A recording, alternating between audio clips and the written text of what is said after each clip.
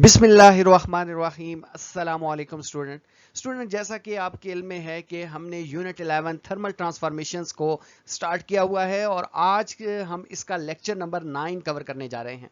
Student, इससे पहले हमने लेक्चर 8 लेक्चर्स हमने कवर कर चुके हैं और आज के इस लेक्चर में हम सीखेंगे शॉर्ट रिस्पॉन्स क्वेश्चन।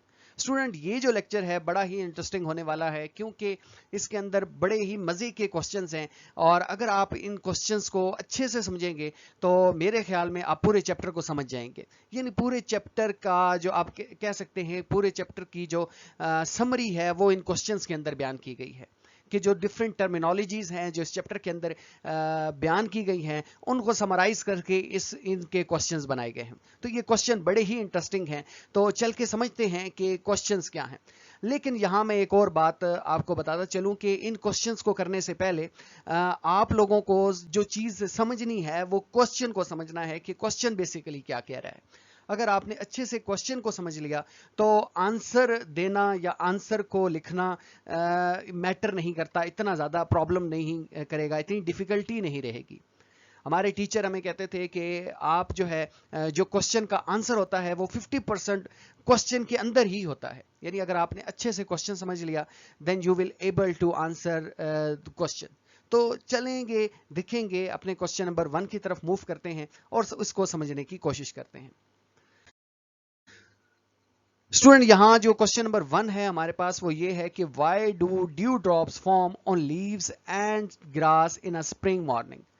मौसम बहार में जो ड्यू ड्रॉप्स होती है, जिस तरह आप यहाँ देख रहे हैं, जिसे हम शबनम के कतरे कहते हैं, ये क्यों बनते हैं पत्तों के ऊपर या घास के ऊपर, ये ड्रॉप्स क्यों बनते हैं। तो स्टूडेंट, इसका जो आंसर है वो ये है कि जो मौसम बहार होता है उसमें दिन के टाइम टेम्परेचर थोड़ा ज़्यादा होता है, यानी गर्मी होती है। जब शाम होती है तो टेम्परेचर गिर जाता है। तो टेम्परेचर जब ड्रॉप होता है तो ये जो ग्रास है या लीव्स हैं, इनका टेम्परेचर एयर से जल्दी ड्रॉप हो जाता है। ये जल्दी अपने अंदर से हीट जो है वो लॉस कर जाते हैं। यानी ये जो लीव्स हैं वो ठंडे होते हैं और एयर स्टिल वार्म होती है, एयर गर्म होती है। तो गर्म हवा जब इन पत्तों के साथ लगती है, अब एयर के अंदर आपको पता है कि नमी होती है, यानी गैसियस फॉर्म में वाटर होता है, ह्यूमिडिटी होती है। तो जब वो गैसियस फॉर्म में वाटर के वेपर्स जब इन पत्तों के साथ टकराते हैं तो पत्ते चूंकि ठंडे होते हैं तो वहाँ जो एयर के अंदर वाटर है वो कंडेंस हो जाता है, वो दोबारा लिक्विड स्टेट में चला जाता है। यानी बेसिकली वहाँ कंडेंसेशन होती है कि गैसियस फॉर्म से वाटर वेपर दोबारा कन्वर्ट हो जाते हैं और वो मूव कर जाते हैं लिक्विड स्टेट में, जिसे हम कहते हैं कंडेंसेशन। तो इसके आंसर की तरफ अगर हम मूव करें तो इसका आंसर ये है कि during the night and the early spring morning the temperature of air drop, रात के वक्त या सुबह जल्दी एयर का टेम्परेचर कम हो जाता है। The leaves and the grass become cooler than the air. When warm air full of water vapors come in contact with these cool surface, the water vapor condenses into tiny water droplet. This tiny drop are called the dew drops. और इसका key concept क्या है? This process is called condensation, where gas water vapor changes into liquid dew drop due to cooling. Next move करते हैं question number 2 की तरफ। Student, next हमारे पास question number 2 है कि what is the effect of pressure and temperature variation on sublimation and deposition. Student, यहां ये है कि सब्लिमेशन और डिपोजिशन पर प्रेशर और टेम्परेचर वेरिएशन का क्या असर पड़ता है। यानी आप प्रेशर चेंज करें या टेम्परेचर चेंज करें तो सब्लिमेशन ज्यादा होगी या कम होगी, डिपोजिशन ज्यादा होगी या कम होगी, इसको हमने आंसर करना है। सबसे पहले हमें यह पता हो कि सब्लिमेशन किसे कहते हैं और डिपोजिशन किसे कहते हैं, तभी हम इसका आंसर कर पाएंगे। स्टूडेंट, सब्लिमेशन कहते हैं कि कोई सॉलिड डायरेक्टली गैसियस स्टेट में कन्वर्ट हो जाए, लिक्विड फेज में ना वो जाए, लिक्विड फेज में जाए बगैर वो direct solid, direct gaseous form में चला जाए, इसको हम कहते हैं सब्लिमेशन। जबकि डिपोजिशन इसका ऑपोजिट प्रोसेस है। यानी कोई गैस डायरेक्टली सॉलिड में कन्वर्ट हो जाए, जब आप उसको ठंडा करें और वो लिक्विड फेज में ना जाए, इसको हम कहते हैं डिपोजिशन। अब सब्लिमेशन ज्यादा होगी अगर आप टेम्परेचर हाई करेंगे और प्रेशर, एक्सटर्नल प्रेशर लो करेंगे तो सब्लिमेशन ज्यादा होगी। इसी तरीके से डिपोजिशन ज्यादा होगी अगर आप टेम्परेचर कम करेंगे और एक्सटर्नल प्रेशर हाई कर देंगे। इसका आंसर स्टूडेंट अभी हम लिखते हैं کہ sublimation increases when temperature rises. جب آپ ٹمپریچر زیادہ کرتے ہیں تو سبلیمیشن زیادہ ہوتی ہے, اور پریشر کم کرتے ہیں تب بھی سبلیمیشن زیادہ ہوتی ہے. ٹمپریچر کے زیادہ کرنے سے وہ لکوڈ میں جائے بغیر ڈائریکٹلی سالڈ جو ہے وہ گیشیس فارم میں چلا جاتا ہے. یعنی بیسیکلی ٹمپریچر زیادہ کرنے سے انٹرنل جو فورسز آف اٹریکشن ہوتی ہیں مالیکیول کے درمیان وہ ویک ہو جاتی ہیں. تو آپ نے جتنی زیادہ آپ انٹرنل مالیکولر فورسز ویک کریں گے اتنی زیادہ سبلیمیشن ہوگی. تو ٹمپریچر کے رائز کرنے سے انٹر مالیکولر فورسز ویک ہوتی ہیں, اور اسی طریقے سے پریشر کم کرنے سے انٹر مالیکولر فورسز بھی ویک ہوتی ہیں. تو ان دونوں پروسیس کی مدد سے انٹر مالیکولر فورسز ویک ہوتی ہیں, جس سے زیادہ سبلیمیشن ہوتی ہے. اور اسی طریقے سے ڈیپوزیشن, جب آپ ٹمپریچر کو ڈراپ کرتے ہیں تو انٹر مالیکولر فورسز اسٹرانگ ہو جاتی ہیں, اور پریشر انکریز کرتے ہیں تب بھی انٹر مالیکولر فورسز اسٹرانگ ہو جاتی ہیں. تو اس وجہ سے یہ ڈیپوزیشن انکریز ہوتی ہے. یہ اس کا اسٹوڈنٹ کی کانسیپٹ ہے کہ ہائی ٹمپریچر اور لو پریشر پر زیادہ سبلیمیشن ہوتی ہے, لو ٹمپریچر اور ہائی پریشر پر مور ڈیپوزیشن ہوتی ہے. نیکسٹ موو کرتے ہیں کوسچن نمبر 3 کی طرف. اسٹوڈنٹ کوسچن نمبر 3 ہے کہ why do Vipers form on handle and cylinder of a fire extinguisher when it is discharge. جب فائر ایکسٹنگوشر جب ڈسچارج ہوتا ہے, یعنی اس کے اندر سے گیس باہر نکلتی ہے, تو اس کے اوپر یہ ویپرز کیوں بن جاتے ہیں؟ تو بیسیکلی جب اس کے اندر سے گیس باہر نکلتی ہے تو گیس سڈن ایکسپینڈ ہوتی ہے, ایکسپینشن ہوتی ہے. اس ریپڈ ایکسپینشن کی وجہ سے گیس کیا کرتی ہے, انوائرمنٹ سے یا سراؤنڈنگ سے ہیٹ زیادہ ایبزارب کرتی ہے. اسٹوڈنٹ یہ یاد رہے بات کہ جب بھی ایکسپینشن ہوگی تو سراؤنڈنگ سے وہ باڈی جو ایکسپینڈ ہو رہی ہوگی وہ ہیٹ ایبزارب کرے گی, اور جب کوئی باڈی کانٹریکٹ ہوتی ہے, سکڑتی ہے, تو وہ کیا کرتی ہے, اپنی ہیٹ سراؤنڈنگ کو دیتی ہے, اپنے اندر سے ہیٹ نکالتی ہے. تو یہاں ایکسپینشن ہوتی ہے, گیسز کے مالیکیول کو ایکسپینڈ کیا جاتا ہے, وہ ہائی پریشر پر اندر ہوتے ہیں, باہر نکلتے ہیں, یہاں ایکسپینڈ کرتے ہیں, جس کی وجہ سے سراؤنڈنگ سے وہ ہیٹ اپنے اندر ایبزارب کرنے کی کوشش کرتے ہیں.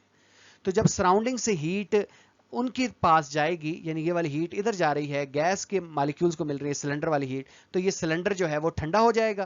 جب یہ سلنڈر جو ہے وہ ٹھنڈا ہو جائے گا, ایئر اس کے ساتھ سلنڈر کے ساتھ ٹکرائے گی, تو ایئر گرم ہے باہر کی, وہ سلنڈر کیونکہ ٹھنڈا ہو گیا ہے اس کے ساتھ ٹکرائے گی, تو وہ یہاں وہ کنڈینس ہو جائے گی, جس کو ہم کوسچن نمبر 1 میں وہ لیوز والے میں سمجھ کر آئے ہیں. تو یہاں بھی کنڈنسیشن ہوگی, جس کی وجہ سے جو ایئر کے اندر واٹر کے ڈراپس ہیں وہ دوبارہ گیشیس فارم میں ہیں, وہ دوبارہ جو ہے وہ لکوڈ فارم میں یہاں آ جائیں گے. اب اس کا آنسر لکھتے ہیں, ہم آنسر کی طرف چلتے ہیں. تو آنسر اسٹوڈنٹ ہمارے پاس یہاں میں لکھ دیتا ہوں, پہلے اس کو ریموو کر دیں. تو آنسر یہ ہے کہ when fire extinguisher is discharge the gas inside comes out rapidly and expand. جو اندر گیس ہے اس سلنڈر کے وہ باہر نکلتی ہے اور کیا کرتی ہے, ایکسپینڈ کرتی ہے. This expansion absorb heat from the surrounding. یہ سراؤنڈنگز, یہ ایکسپینشن بیسیکلی سراؤنڈنگ سے ہیٹ ایبزارب کرتی ہے, including the handle and cylinder, cylinder اور ہینڈل میں سے. پھر کیا ہوتا ہے, as the result their temperature drop quickly, جس کی وجہ سے اس کا ٹمپریچر کم ہو جاتا ہے سراؤنڈنگ کا اور سلنڈر کا.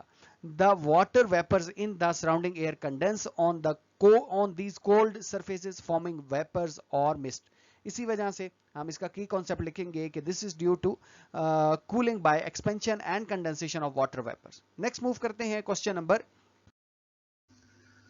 اسٹوڈنٹ نیکسٹ ہمارے پاس کوسچن نمبر 4 ہے کہ how does sweating helps to cool our body down during our exercise.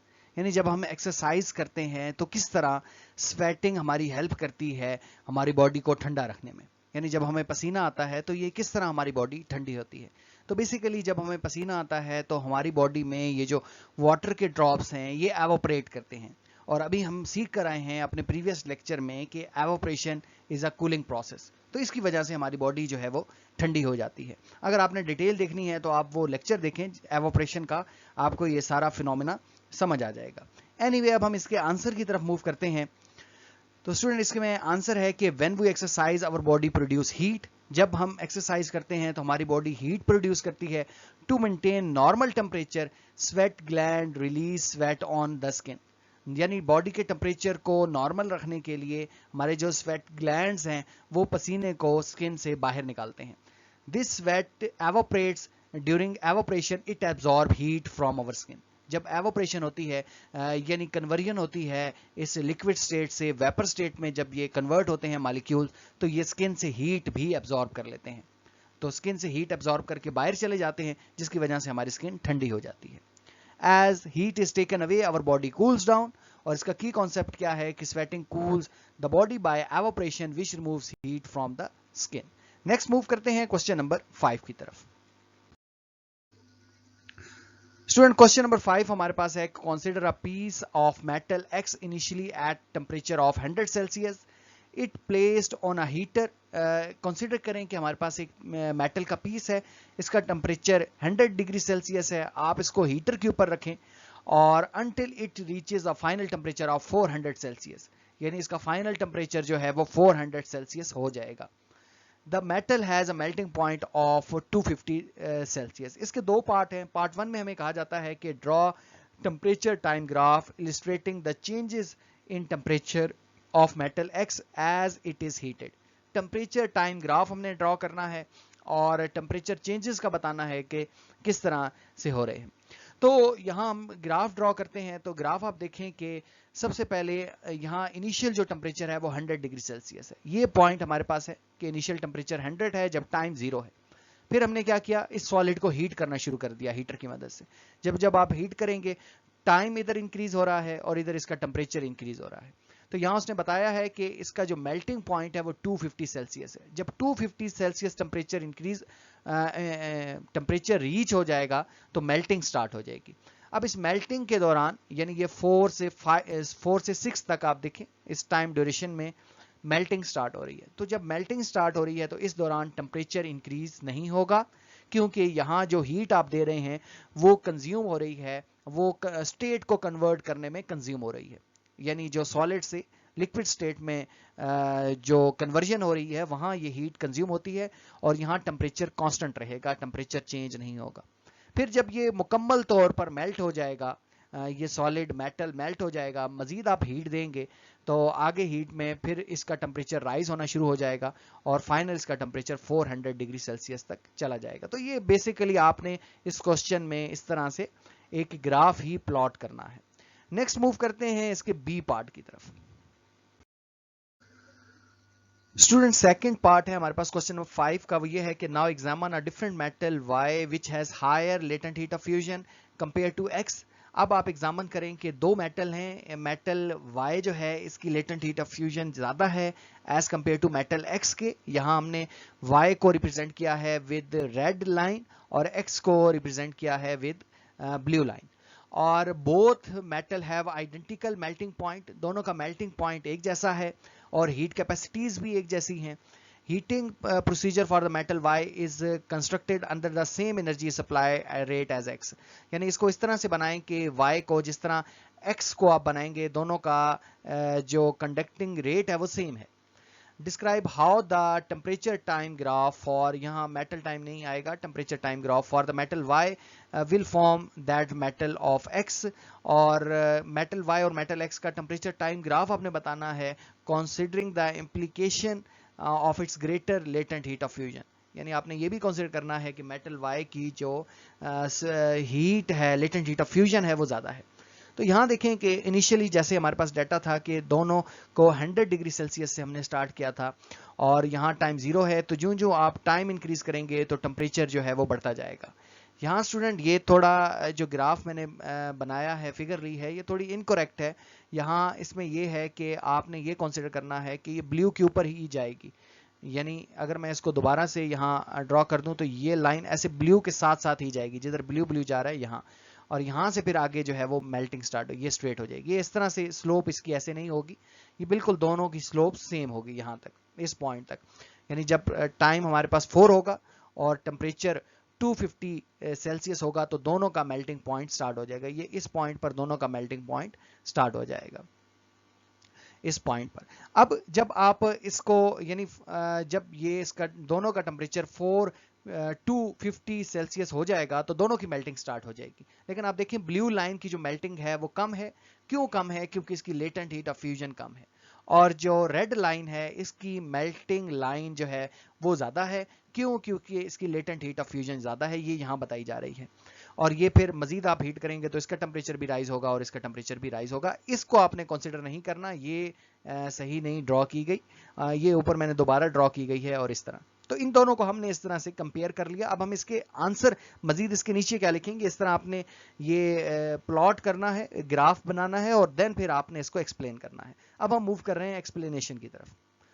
Student, explanation की तरफ मूव करने से पहले मैं इसको मिटा देता हूं और अब हम लिखते हैं कि here the comparative temperature versus time graph of metal x and y both start from 100 degree Celsius and rise to 250 Celsius at the same slope. दोनों सेम स्लोप तक 250 सेल्सियस तक जाते हैं।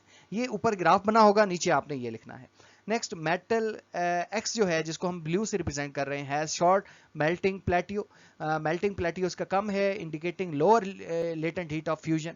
और मेटल वाई जो है इसका मेल्टिंग प्लेटियो ज्यादा है क्योंकि इसने ज्यादा हीट एब्जॉर्ब करनी है, लेटेंट हीट ऑफ फ्यूजन इसकी ज्यादा है। इस तरह both resume heating from 250 Celsius to 400 degree Celsius at the same rate, और दोनों सेम रेट के साथ हीट को एब्जॉर्ब कर रहे हैं। नेक्स्ट मूव करते हैं क्वेश्चन नंबर 6 की तरफ। स्टूडेंट, क्वेश्चन नंबर 6 हमारे पास है कि how does pressure in a car tyre change during a long drive on a hot day, कि किस तरह प्रेशर चेंज होता है, कैसे प्रेशर चेंज होता है जब आप लॉन्ग ड्राइव पे मूव करते हैं गर्मियों के दिनों में। तो बेसिकली आपको पता है कि जब गर्मियों में टेम्परेचर ज़्यादा होता है रोड का, इन्वायरमेंट का, तो जब टेम्परेचर ज़्यादा होगा तो प्रेशर भी ज़्यादा हो जाएगा। ये लॉ है गैल्यूसिक लॉ, आई थिंक आपकी केमिस्ट्री की बुक के अंदर है, ये चैप्टर 2 के अंदर, जिसमें ये कहा जाता है कि अगर आप टेम्परेचर इंक्रीज करेंगे तो प्रेशर भी इंक्रीज होगा। और सम टाइम ये इतना ज़्यादा प्रेशर इंक्रीज हो जाता है कि ये ब्रस्ट कर जाता है, टायर फट जाते हैं और जिससे हादसा रोनुमा हो सकता है। तो इसके आंसर अब की तरफ मूव करेंगे और आंसर लिखेंगे कि during a long drive on a hot day the temperature of the air inside the tire increases according to the Gay-Lussac law, or when temperature increases the pressure of gas also increases, और pressure भी increase होता है। शर्त ये है, इसमें condition ये है कि वॉल्यूम कांस्टेंट होगा तो ऐसा होगा। तो so the pressure in the car tyre increases as the tyre heat up, और इसमें की पॉइंट क्या है कि हायर टेम्परेचर होगा तो हायर प्रेशर होगा inside the tyre. Next move करते हैं क्वेश्चन नंबर 7 की तरफ। स्टूडेंट, नेक्स्ट हमारे पास क्वेश्चन नंबर 7 है कि how does understanding thermal expansion help prevent cracks in sidewalks during hot weather, यानी गर्मियों के मौसम में ये जो बैरियर होते हैं दो रोड्स के सेंटर में रखे जाते हैं ताकि रोड क्रॉस ना की जाए, ये सिमटेड होते हैं और इनके दरमियान गैप्स रखे जाते हैं। तो अगर इनके दरमियान गैप्स रखे जाते हैं तो ये गैप्स बेसिकली क्या करते हैं, प्रिवेंट करते हैं क्रैक्स को। किस तरह से, अगर ज़्यादा गर्मी पड़ेगी तो ये जो सिमेंटेड हमारे पास बैरियर है वो इस तरफ को एक्सपैंड करेगा और वो वाला अगर इस तरफ को एक्सपैंड करेगा तो इनके दरमियान जो गैप्स होंगे वो हमें रिलीफ देंगे, क्रैक्स से हमें बचाएंगे, और एक्सपेंशन अगर होगी भी तो वो हमें इसमें क्रैक्स नहीं पड़ेंगे। लेकिन अगर हम विदाउट दिस गैप अगर हम इसको कंस्ट्रक्ट करेंगे तो जब एक्सपेंशन होगी तो इस तरह इसमें क्रैक्स पड़ सकते हैं, ये डैमेज हो सकता है इसका स्ट्रक्चर। तो इसके आंसर की तरफ अगर हम मूव करें स्टूडेंट, तो स्टूडेंट इसमें आंसर हमारे पास ये है कि in hot weather concrete expand due to thermal expansion, concrete जो है वो एक्सपेंड होती है थर्मल एक्सपेंशन की वजह से। If sidewalks are built without gap the expanding concrete has no space to expand, तो इसके पास कोई स्पेस नहीं होगी कि वो एक्सपेंड करे, which causes crack, जिसकी वजह से क्रैक पड़ जाएंगे। Engineers leave expansion gap between sidewalk slabs. These gap give space for concrete to expand safely without cracking.